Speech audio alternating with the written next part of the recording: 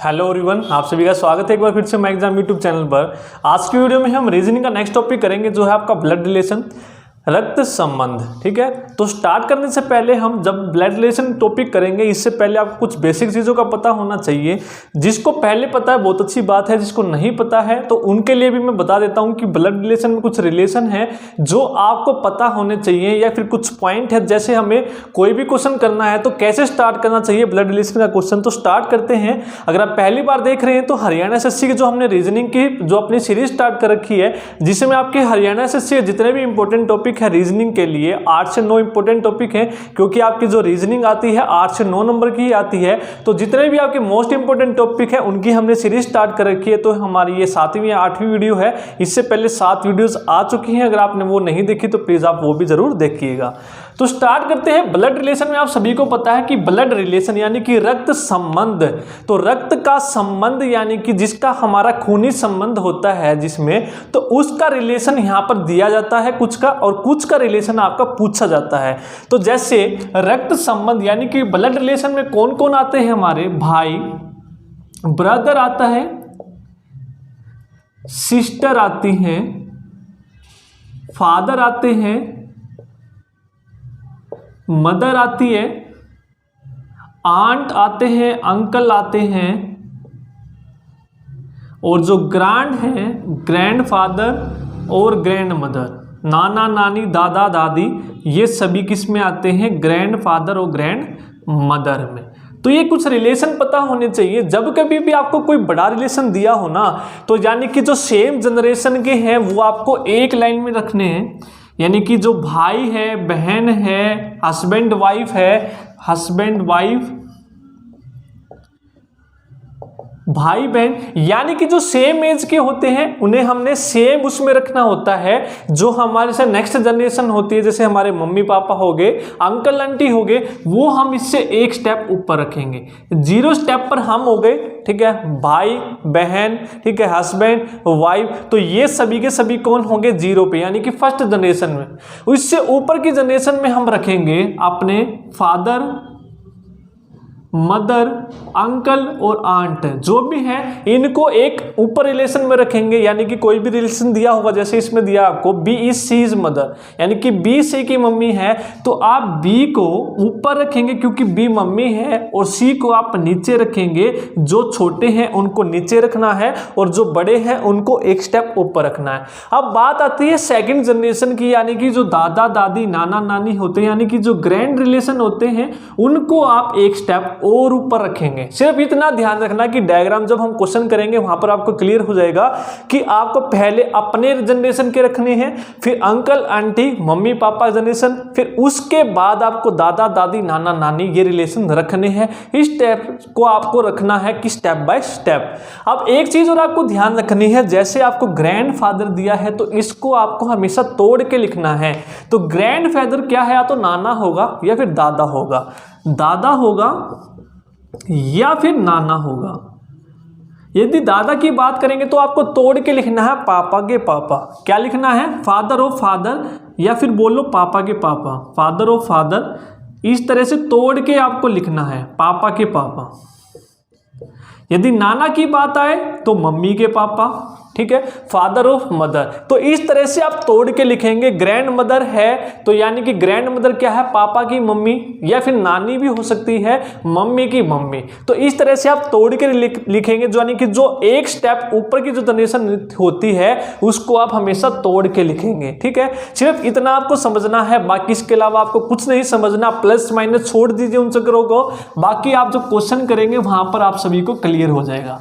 तो इसमें आपके 2 तरह के क्वेश्चन पूछे जाते हैं। एक है आपकी टाइप 1 यानी कि ए और बी, जिसमें आपका दिया होगा इस तरह से क्वेश्चन। एक आपकी टाइप ये बनती है टाइप 1, यानी कि आपका क्वेश्चन दिया होगा ए बी का भाई है, बी सी की बहन है, सी डी की मम्मी है, डी जो है ए के पापा हैं। इस तरह से रिलेशन दिया होगा, यानी कि ए और बी की फॉर्म में आपको क्वेश्चन मिलेगा। एक दूसरी टाइप होती है आपकी जिसमें संकेत करके यानी कि स्टेटमेंट दी होगी, यानी कि किसी पिक्चर की ओर इशारा करके उसने बोला कि वो मेरे मम्मी के पापा की, इस तरह से कोई स्टेटमेंट दी होगी। इस 2 ही तरह के आपके क्वेश्चन पूछे जाते हैं सिर्फ, ठीक है। तो दोनों तरह के जो क्वेश्चन है इनके हम क्वेश्चन करेंगे और क्वेश्चन के साथ ही जितने भी डाउट हैं सबको क्लियर करेंगे। तो टाइप 1 में हम फर्स्ट क्वेश्चन देखते हैं। आप देखेंगे हरियाणा एसएससी में आपके 3 से 4 क्वेश्चन एक साथ पूछे गए हैं आपके ब्लड रिलेशन में, यानी कि मोस्ट इंपोर्टेंट टॉपिक है। एक आपको स्टेटमेंट दे दी और 3 से 4 पॉइंट बनाकर क्वेश्चन आपके पूछ लिए। जैसे अब इसका क्वेश्चन है फर्स्ट टाइप का, फर्स्ट क्वेश्चन करते हैं हम।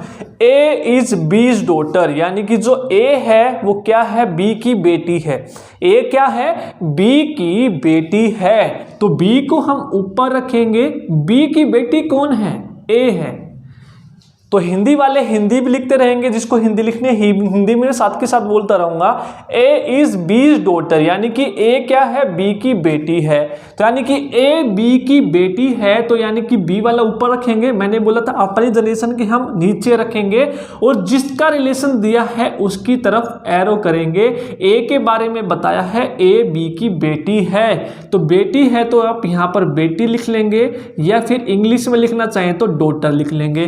प्लस माइनस का फंडा छोड़ दो, ठीक है। इस तरह से क्वेश्चन करोगे तो आसानी होगी। जिसको पहली बार कर रहा है ब्लड रिलेशन का, सबसे अच्छा तरीका है ये क्वेश्चन करने का। नेक्स्ट हम देखते हैं बी इज सीज मदर। जो बी है वो सी की मम्मी है। जो बी है, बी क्या है, सी की मम्मी है, तो यानी कि सी नीचे आएगा एक जनरेशन। जो बी के बारे में रिलेशन बताया है, यानी कि जो ये बी है बी की तरफ एरो करेंगे, क्योंकि हमें बी का पता है सी के साथ रिलेशन। जिसका रिलेशन पता है उसकी तरफ एरो रखेंगे। ए बी क्या है, सी की मम्मी है, तो यहां पर लिख लो ये इसकी क्या है, मम्मी है। हमें पता चल गया कि बी सी की मम्मी है, जिसकी तरफ एरो उसी का रिलेशन हमें पता है। अब नेक्स्ट है, अब इसकी मम्मी है, ये इसकी बेटी है, तो यानी कि ये इसकी क्या होगी, बहन होगी। तो ये आपको पता होना चाहिए। इसकी मम्मी है और ए बी की बेटी है, तो ए और सी में रिलेशन क्या होगा, ए क्या होगी, सी की बेटी होगी। नेक्स्ट हम देखते हैं हम क्या गिवन है। D is C's brother. जो डी है सी का भाई है, यानी कि जो डी है वो क्या है, डी की तरफ एरो करेंगे, क्योंकि हमें डी का रिलेशन पता है सी का भाई है, तो भाई लिख दो यहां पर। और जिसकी तरफ एरो है उसका हमें रिलेशन पता है कि क्या, डी सी का भाई है, ठीक है। इस तरह से आप लिखेंगे तो आपके लिए बहुत इजी होगा क्वेश्चन सोल्व करना। अब आप देखिए how is D related to A, तो डी का ए से क्या संबंध है ये बताना है, यानी कि डी का ए से के साथ क्या संबंध है। तो डी का रिलेशन पूछा है तो डी की तरफ एरो। अब आप देखिए ए क्या है, इसकी बेटी है, तो ए और सी क्या है, आपस में भाई बहन है, तो यानी कि बराबर का निशान, भाई बहन है तो बराबर का निशान रखेंगे। तो सी ए का भाई है और डी इसका भाई है, तो ए का भी तो क्या होगा, डी भाई ही होगा। तो डी इज ब्रदर ऑफ ए, ठीक है, D is brother of A. D A का क्या है, भाई है, ठीक है। इस तरह से आप क्वेश्चन सोल्व करेंगे। तो इसलिए आपको बताने के लिए मैंने बता दिया, जो भी रिलेशन दिया है उसकी तरफ आप एरो करके लिखेंगे। नेक्स्ट क्वेश्चन करते हैं, एक बार नोट डाउन कर लीजिए, फिर नेक्स्ट जो क्वेश्चन है उसको सोल्व करते हैं। अब नेक्स्ट क्वेश्चन देखते हैं इसी टाइप का। अब क्या दिया है, ए इज बीज ब्रोदर। क्या है, ए बी का भाई है। हिंदी मीडियम वाले लिखते रहेंगे साथ के साथ, ए इज बीज ब्रोदर, यानी कि सेम रिलेशन है, यानी कि एक तरफ लिखेंगे, यानी कि आमने सामने सेम रिलेशन है भाई बहन वाला, तो एक लाइन में लिखेंगे ए इज बीज ब्रोदर। तो ए के बारे में बताया है तो ए की तरफ एरो, और क्या है ये, भाई है, ठीक है, सेम रिलेशन है तो इस तरह से लिखेंगे, यानी कि दोनों तरफ एरो, यानी कि ए बी का क्या है, भाई है। नेक्स्ट बात करते हैं, सी इज एज मदर। जो सी है वो ए की क्या है, मम्मी है। सी क्या है, ए की मम्मी, तो सी जाएगा ऊपर, यानी कि नेक्स्ट जनरेशन आ गई। सी ए की क्या है, मम्मी है, तो यहां पर लिख दो आप मम्मी, या फिर आप लिखो मदर, इस तरह से सोल्व करेंगे, यानी कि सी के बारे में पता है तो सी की तरफ एरो। नेक्स्ट है डी इज सीज फादर, जो डी है सी का पापा है। डी क्या है? सी का पापा है, तो यानी कि सी का पापा, यानी कि सी से भी एक रिलेशन ऊपर जाएगा डी। ठीक है, डी क्या है? अब सी का पापा है, यानी कि एक जनरेशन ऊपर चला गया तो सी का पापा। अब आप देखेंगे मम्मी का पापा, ठीक है, ए की मम्मी का पापा, तो ए और डी का रिलेशन क्या हो गया? ग्रैंडफादर का, यानी कि नाना। ठीक है, डी ए का क्या हो जाएगा? नाना हो जाएगा, और बी का भी क्या हो जाएगा?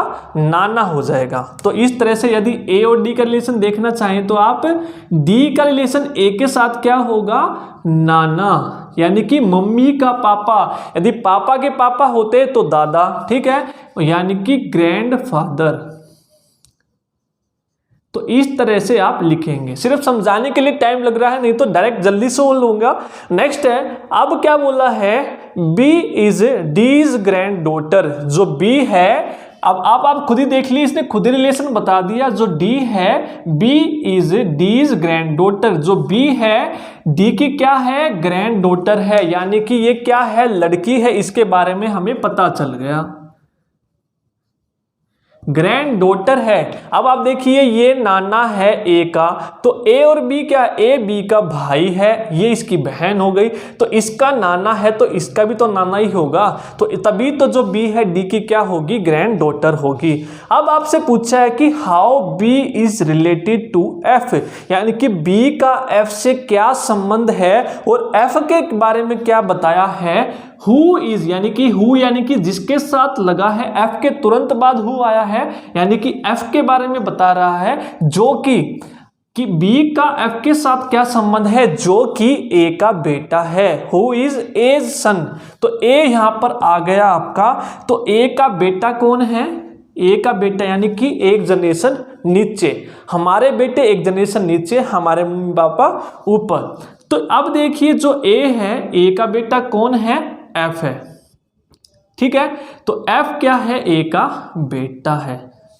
तो इस तरह से आप रिलेशन देख देंगे। अब जो पूछा है, अब पूछा क्या है? बी का रिलेशन पूछा है, तो बी क्या है? लड़की है, तो यानी कि ये कौन है? इसके पापा होंगे, पापा की बहन क्या होगी? आंटी होगी। ठीक है, क्या होगी? पापा की बहन आंटी या फिर बुआ, हिंदी में बात करें। ए का बेटा हो गया और भाई की बहन, ठीक है, ये भाई की बहन क्या होती है? बुआ होती है, और इंग्लिश में बोले तो बी इज। अब बी का रिलेशन पूछा है एफ के साथ, तो क्या हो जाएगी? ये आंट। ठीक है, यानी कि एफ क्या है? ए का बेटा है, और बी इसका क्या है? बहन है, तो यानी कि ये क्या है? ये पापा की जो बहन है वो क्या होती है? हमारी बुआ होती है, यानी कि आंट। तो B is aunt of F. तो इस तरह से आप कोई भी क्वेश्चन करेंगे तो आपके जल्दी सोल्व होंगे। तो जो सेम जनरेशन है, ये सिर्फ याद रखना है कि कौन सी जनरेशन आपको कहां पर रखनी है, नोट डाउन कर लीजिए। फिर नेक्स्ट क्वेश्चन देखते हैं। अब इस टाइप का नेक्स्ट टॉपिक करते हैं हम। Next question, A and B are brother and sister respectively, यानी कि क्रमशः ए क्या है? भाई है, बी क्या है? बहन है। ए और बी क्या है? भाई बहन है, तो भाई बहन बना लो एक ही लाइन में, भाई और बहन। ए क्या है? भाई है, तो यहां पर लिखोगे सेम है ये, तो सेम जनरेशन के इस तरह से बनाएंगे, ए भाई है और बी क्या है? बहन है। ठीक है, इस तरह से बनाएंगे। नेक्स्ट है, सी इज एज फादर, जो सी है ए का पापा है, सी क्या है? ए का पापा है, तो ए का पापा यानी कि ऊपर जाएगा एक जनरेशन ऊपर, और सी के बारे में बताया है क्या है? ये इसका पापा है। ए का क्या है? पापा या फिर फादर, जो भी आप लिखना चाहें, हिंदी वाले पापा, इंग्लिश वाले फादर। नेक्स्ट है, डी इज सीज सिस्टर, जो डी है वो सी की बहन है, तो डी सी की बहन है, तो सी के बराबर, सी की बहन है तो सी के बराबर, ए भी भाई बहन थे ये बराबर, तो यानी कि जो डी है सी की बहन है, तो यहां पर लिख देंगे आप डी बहन। ठीक है, नेक्स्ट हम बात करते हैं अब नेक्स्ट क्या गिवन है, ई इज डीज मदर। जो ई है वो क्या है, डी की मम्मी है। ई क्या है, डी की मम्मी है। तो ई एक जनरेशन और ऊपर चला जाएगा और डी की मम्मी है, तो ये क्या हो जाएगा, मम्मी। अब आप देखिए दोनों भाई बहन हैं, इसकी मम्मी है तो सी की भी तो क्या होगी, मम्मी होगी ना। तो सी की भी क्या होगी, ई मम्मी होगी। ठीक है, सी की भी क्या होगी, मम्मी होगी। अब हम देखते हैं क्या रिलेशन पूछा गया है। अब आप देखिए रिलेशन पूछा है how B is related to E, यानी कि जो बी है वो ई से कैसे संबंध है। अब आप देखिए बी का भाई ए है तो सी पापा है, यानी कि पापा की मम्मी क्या हो जाएगी, पापा की मम्मी क्या होती है, दादी होती है, यानी कि ग्रैंड मदर। तो यानी कि इसकी ग्रैंड मदर है तो ये भी तो इसकी बहन है, तो इसकी भी क्या होगी, ग्रैंड मदर। यदि मेरी कोई दादी है तो मेरे भाई की भी तो वो दादी लगेगी, या कोई मेरी बहन है उसकी भी तो वो दादी लगेगी ना। यदि ए की दादी ई है तो बी की भी तो दादी ई होगी। तो यानी कि रिलेशन पूछा किसका है, बी के बारे में पूछा है, तो बी क्या होगी, ग्रैंड डॉटर। ग्रैंड डॉटर यानी कि क्यों, हमें पता है कि ये क्या है, बहन है, क्योंकि यहां पर बताया हुआ पहली लाइन में ही। ठीक है, भाई बहन है, यदि ये भाई होता तो क्या होता, ग्रैंड सन होता। ये ध्यान रखना है, इसीलिए हमें फर्स्ट रिलेशन में ही पता चल गया था कि ये भाई बहन है, तो बहन के लिए ये क्या होगा, ग्रैंड डॉटर। ठीक है, यानी कि ये क्या है, पोती है। इस तरह से आप मार्क करेंगे। ये थी हमारी फर्स्ट टाइप, नोट डाउन कर लीजिए, ये आपके इंपॉर्टेंट है, सिर्फ इतना ही पता होना चाहिए। यदि आपको ये पता चल गया कि कैसे हमें फर्स्ट जनरेशन में कौन बनाना है, कौन सेकंड जनरेशन में बनाना है, तो आप कोई भी क्वेश्चन कर लेंगे। तो अब हम करते हैं सेकंड टाइप के क्वेश्चन, जो नोट डाउन करना चाहे कर सकता है। नेक्स्ट है आपके इस तरह से स्टेटमेंट गिवन होगी, जो सेकंड टाइप है उसका क्वेश्चन है। इस तरह से ए बी की जगह आपका कोई भी नाम गिवन होगा आपका, Rajiv is brother of Atul. Question पढ़ते हैं और साथ के साथ लिखते चलते हैं, जो भी आपको पता चले वो आप साथ के साथ लिख लेना। राजीव क्या है, अतुल का भाई है। ठीक है, ये आप लिखिए इधर राजीव, और ये हो गया इधर अतुल। क्या है ये दोनों, राजीव क्या है, अतुल का भाई है, तो यहां पर आप भाई लिख देंगे और इंग्लिश में ब्रदर लिख देंगे। नेक्स्ट है Sonia is sister of Sunil, यानी कि सोनिया और सुनील आपस में भाई बहन है। तो अभी हमें कोई रिलेशन नहीं पता इनके साथ, इनका क्या संबंध है, तो आप अलग से लिख लो इनको। तो सोनिया क्या है, सुनील की बहन है, ये सुनील है और ये सोनिया है, तो सोनिया क्या है, इसकी बहन है। यहां पर हम लिख लेते हैं। ठीक है, नेक्स्ट है Atul is son of Sonia, यानी कि अगर अतुल सोनिया का बेटा है तो हम कैसे लिखते, यहां पर ऐसे लिखते, मैंने आपको ए और बी में बताया था, यानी कि ऊपर जो हमारी जनरेशन है, नीचे जो छोटी जनरेशन है। तो अतुल और सोनिया का संबंध ऊपर नीचे होगा, यानी कि सोनिया ऊपर होगी, अतुल नीचे होगा। तो इस तरह से आप मार्क कर देंगे। अब आप देखिए जो अतुल है ये क्या है, इस तरह से आ जाएगा, अतुल क्या है, सोनिया का बेटा है, यानी कि सोनिया का क्या है, ये बेटा है। ठीक है, अतुल क्या हो गया, सोनिया का बेटा हो गया। जिसकी तरफ एरो उसी का रिलेशन, इसकी तरफ एरो है और ये क्या है, बेटा है किसका, सोनिया का। नेक्स्ट है आपसे पूछा है how Rajiv related to Sonia, जो हाउ राजीव सोनिया से कैसे रिलेटेड है। अब आप देखिए सोनिया का बेटा अतुल है और अतुल का भाई राजीव है, तो ये दोनों भाई बहन और दोनों अतुल भाई हैं दोनों। तो इसकी मम्मी सोनिया, तो इसकी भी तो मम्मी सोनिया ही होगी। तो राजीव क्या होगा, सोनिया का बेटा, क्या होगा, बेटा, son. Rajiv is son of Sonia. तो इस तरह से आप क्वेश्चन करेंगे। आपका इसके साथ रिलेशन पता चल गया कि ये बेटा है सोनिया का और ये भाई है अतुल का, तो ये दोनों भाई, तो दोनों की मम्मी सोनिया, तो ये दोनों बेटे। तो इस तरह से आप क्वेश्चन करेंगे, नोट डाउन कर लीजिए। फिर नेक्स्ट क्वेश्चन देखते हैं।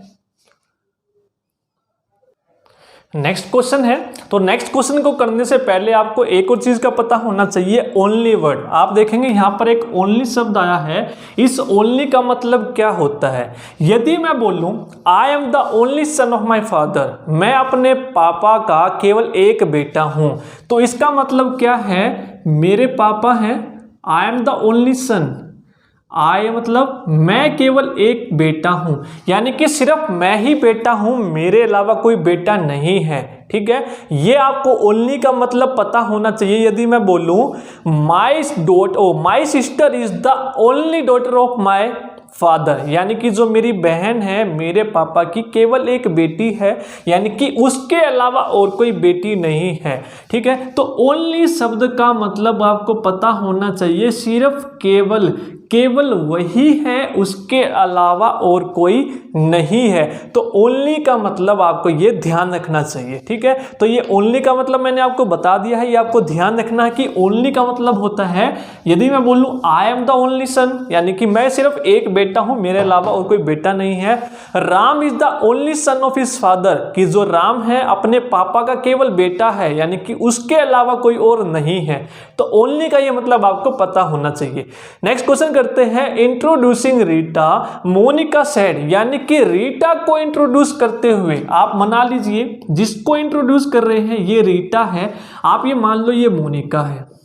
ये मोनिका यहां पर खड़ी है कि मोनिका क्या कह रही है, रीटा को इंट्रोड्यूस करते हुए, यानी कि रीटा का परिचय देते हुए मोनिका क्या कहती है, ये रीटा है, ये मोनिका है। मान लो ये मोनिका खड़ी है यहां पर, ये रीटा खड़ी है और ये मोनिका इसका परिचय दे रही है रीटा का।